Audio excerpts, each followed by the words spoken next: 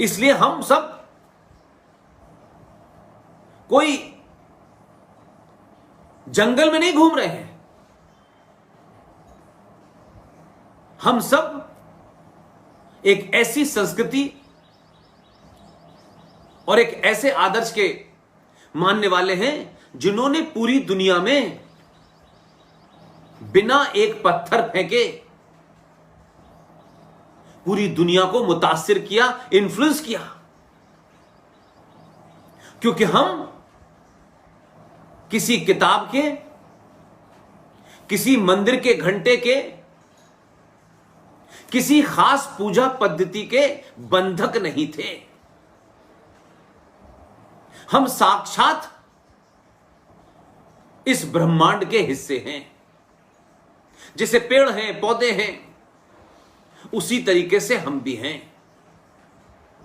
हमारा क्या दायित्व है, हमारी क्या ड्यूटीज हैं, ये तय थी। इसीलिए शायद हम दुनिया में जाने जाते हैं। हम कभी इस बात के लिए नहीं जाने जाते कि हमारे पास कितने न्यूक्लियर बम हैं। हमने किसी देश के ऊपर हमला करके उसको कब्जा करने की कोशिश नहीं की। यह बात अलग है कि इस देश की आजादी से पहले एक बर्बर,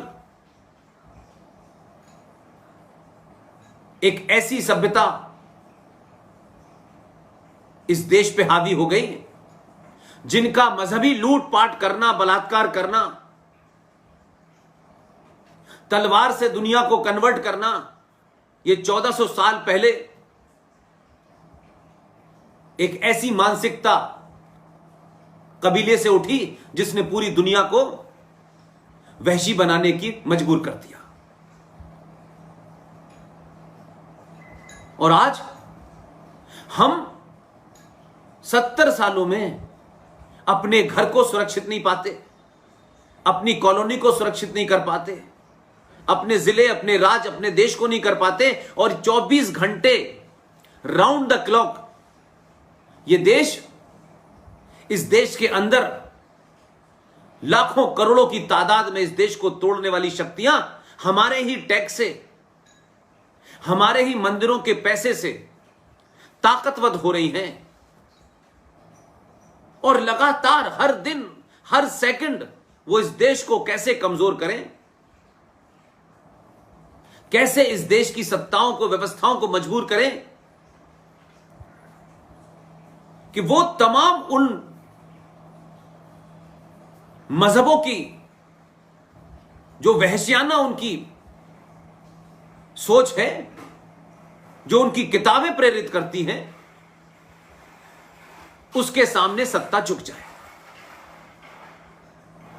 तो हम ये झूठ बोल सकते हैं।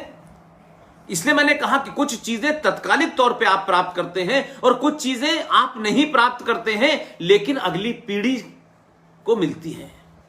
और जब आप एक दूसरी पीढ़ी को कुछ ऐसी चीजें देके जाते हो, तब यह समझ लीजिए, तब आपने अपने जीते जी राष्ट्र को बचाया और आने वाली पीढ़ियों को वो इतिहास, वो किताब, वो आदर्श, वो मूल्य, वो सरोकार देके गए कि फिर देश की बात नहीं कर रहा, राष्ट्र पटरी से नहीं उतर सकता। इसलिए यह मूवमेंट चलाई है। ये रोज रोज सरकार की का ही फैसला आया, सरकार के एडमिनिस्ट्रेटिव फैसले आए, आप उसके खिलाफ खड़े हो गए, आपका उस पर नाराजगी है, सारी एनर्जी आपने उस पर लगा रखी है।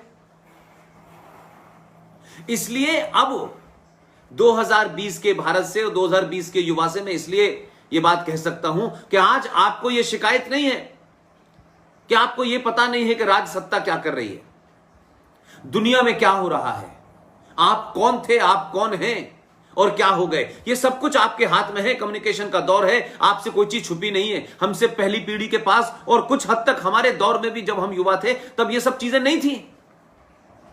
हमें एक ही नैरेटिव के ऊपर भरोसा करना पड़ता था। इसलिए मैं जो ये कहना चाहता हूं कि आज उन मुद्दों को अपने जीवन का लक्ष्य बनाएं जो मुद्दे इस राष्ट्र को मजबूत करें, अब आप कह सकते हैं कि राष्ट्र को मजबूत करने से हमें क्या फायदा होने वाला है, देश का क्या फायदा होगा। देश में और राष्ट्र में फर्क समझिए। राष्ट्र मजबूत होगा, राष्ट्र कोई जमीन का टुकड़ा नहीं है, किसी बाउंड्री में नहीं बना हुआ। राष्ट्र का मतलब होता है आपके मूल, आपकी आस्थाएं, आपकी उपासना, आपके संस्कार, आपकी संस्कृति, आपका इतिहास।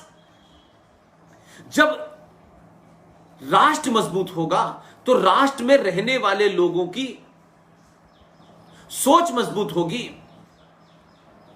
तब आप राष्ट्र और राज्य में फर्क करेंगे, और जिस दिन राष्ट्रवादी ताकतें मजबूत होंगी तब देश में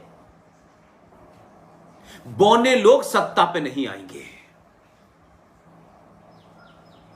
क्योंकि राष्ट्र को कमजोर कर दिया है। 5% लोगों को कुछ दे दो, 16% लोगों को कुछ दे दो, इनको बुला लो, इनको मगा लो। और जो बहुसंख्यक समाज है, जो मेजॉरिटी है, जो सनातनी है, उसके लिए कुछ मत करो, क्योंकि वो तो अपनी दुनिया में है, वो तो सोते रहते हैं, उनको कोई फर्क नहीं पड़ रहा कि हमें वोट डालना है क्यों नहीं डालना है। आप 100% हैं तो 10% वोट डालते हैं, वो 10% है तो 100% वोट डालते हैं। तो उनका 10% 100% है, आपका 90 का 10% ही है। और जब सत्ता पे उन लोगों को वो ताकतें बिठाने में कामयाब हो जाती हैं, तो उनको लगता है कि हमें इन 90% लोगों से क्या करना है भाई, इनका काम तो है कमाओ, टैक्स दो, ईमानदारी से रहो और देश के कानून को मानो।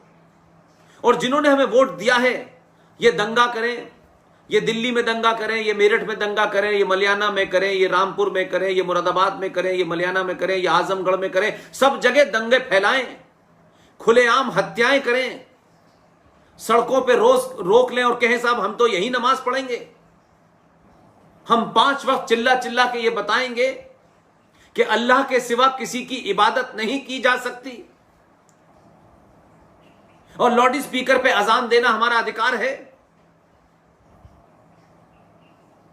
और हमने जितने बच्चे पैदा किए इसकी जिम्मेदारी है देश पाले, नहीं पालेगा तो कोई गुंडागर्दी करेगा, कोई बदमाशी करेगा, कोई चोरी उठाई गिरे का काम करेगा। तो जब आप सत्ताओं पे ऐसे लोगों को बिठाते हैं तो व्यवस्था कैसे पंगु हो जाती है। जिस व्यवस्था के सामने सब बराबर हैं, उस व्यवस्था की स्थिति यह होती है कि वो दंगाइयों को नहीं पकड़ पाती, क्योंकि राज्य सत्ता नहीं चाहती कि उनके वोट बैंक को पकड़ा जाए, उनके वोट बैंक के हत्यारे को सजा मिले। और यह इतने लंबे समय तक हुआ कि आपने संविधान के अंदर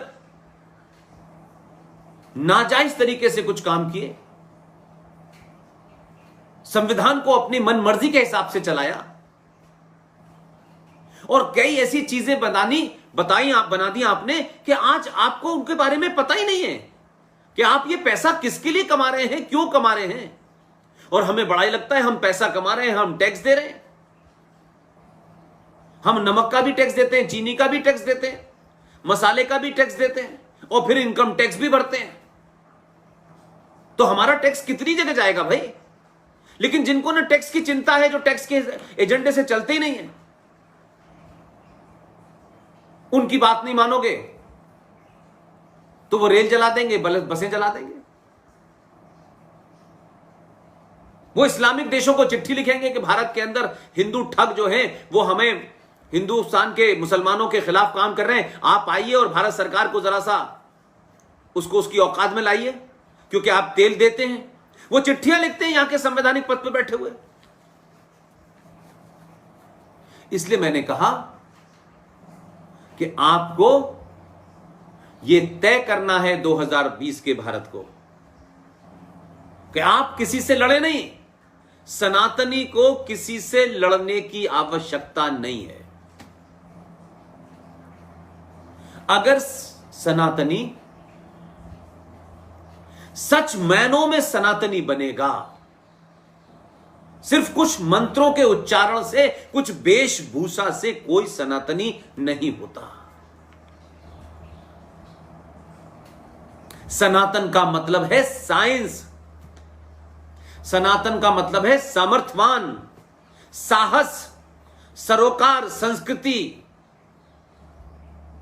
जब इसकी ताकत आपके अंदर होती है तो आपके तेज से,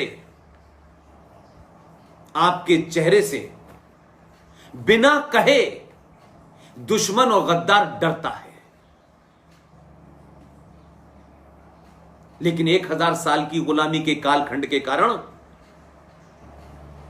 सत्ताओं पे ऐसे बौने लोग बैठे कि आप अपनी पहचान भी भूल गए, इतिहास गलत पढ़ाया गया और आपको यही लगने लगा कि ये जो पहला देश का जाहिल, अनपढ़, मदरसा छाप देश का पहला शिक्षा मंत्री बना,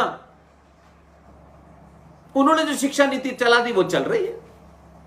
इसलिए आप शिवाजी के बारे में कुछ भी कहते रहे, वो बच्चों को नहीं बताया जा रहा।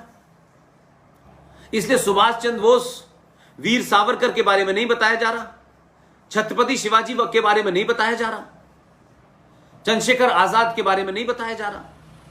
हजारों लाखों ऐसी प्रेरणा के स्रोत हैं कि जिनके जीवन को पढ़ें तो आज भी आपके रोंगटे खड़े हो जाएंगे।